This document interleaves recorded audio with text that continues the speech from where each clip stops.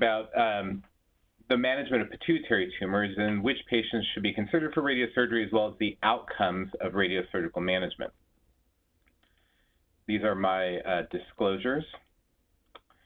And I think when we think about pituitary tumors, we need to consider several factors, because it's not just the size of the tumor, or it's not just controlling the radiographic appearance of the tumor, but also we need to think about the function of the tumor. We just heard about function in terms of facial nerve preservation and hearing preservation, but in this case, of pituitary tumors, we often need to focus on endocrinologic function or hormonal function.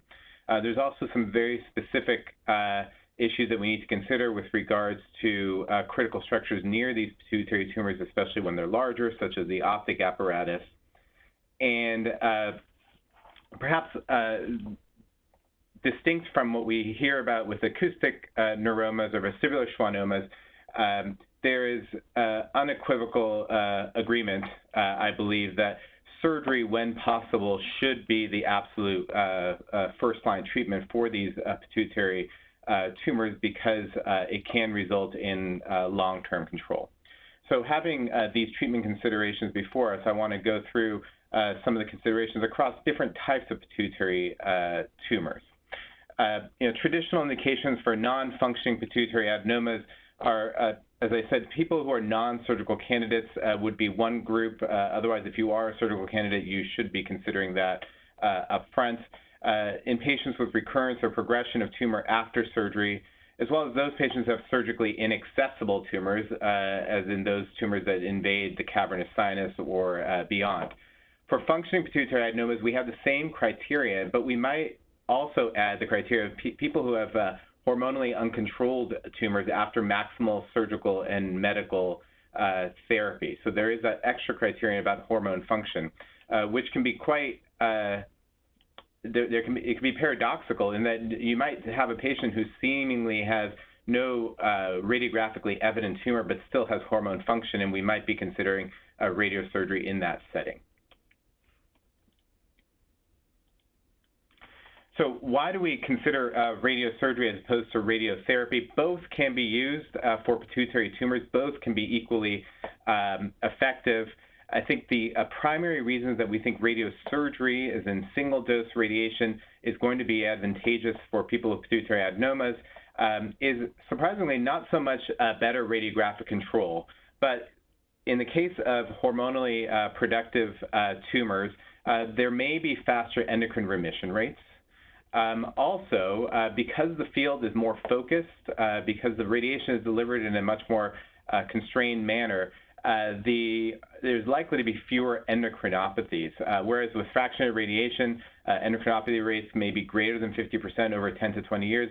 With stereotactic radiosurgery, it's probably more on the order of about 30% over 10 years, although long-term follow-up is absolutely needed. It is really important to understand that head-to-head comparisons of radiosurgery and stereotactic radiotherapy or fractional radiotherapy aren't really fair, because there haven't been any studies to compare them, and more so, they're really used for different indications, different sizes of tumors, different adjacency to the optic apparatus, and so you need to take any comparison across those modalities with a bit of a grain of salt, but understand where they may have particular roles or advantages.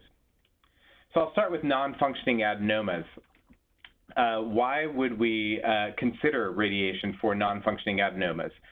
So I think it's important to consider what surgical alone series would tell us, the rate of tumor progression or recurrence at 10 years, and this is just summarizing the literature, but for subtotally resected tumors, especially those that may have cavernous sinus involvement, the chance of recurrence or growth is on the order of 50%. So gross total resection, again, when possible, is the best possible thing that can happen for patients with these types of tumors. But even in those with gross total resection, the rate is historically somewhere around 10 to 25%. Now, surgical techniques for adenoma resection have improved with the pseudocapsular dissection, and those rates may be lower now. So in most cases, we won't be using radiation upfront for treatment of gross totally resected tumors. But we should keep in mind that surgery is not always curative, and long-term follow-up is necessary, whether you're treating these patients with surgery or with radiation. Now, the goal of adjuvant therapy with radiation is either to arrest tumor growth or to obtain some shrinkage or resolution. And in general, we'll tell our patients that is a bonus. That's not our absolute goal with radiation treatment.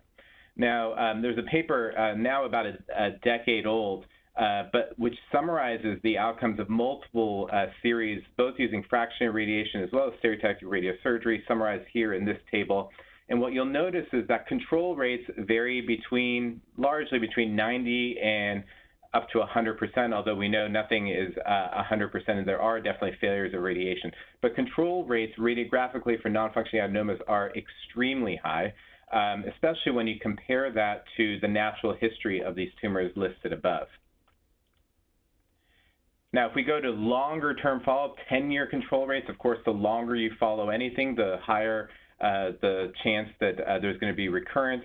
And this is a couple studies here, one with 48 patients with a 10-year control rate of 83%, with the larger tumors having poorer chance of control, which is not surprising. And then there's another study there by Park et al. With 125 patients with a 76% 10-year control rate. Although I would note that the radiation dose used there with 13 gray is lower than we would generally recommend, and we'll go over dosing at the very last slide as a take-home point. Again, though, size, a larger tumor is a negative prognostic factor, again, highlighting the primary role of surgical resection in these tumors, either for debulking or for primary treatment.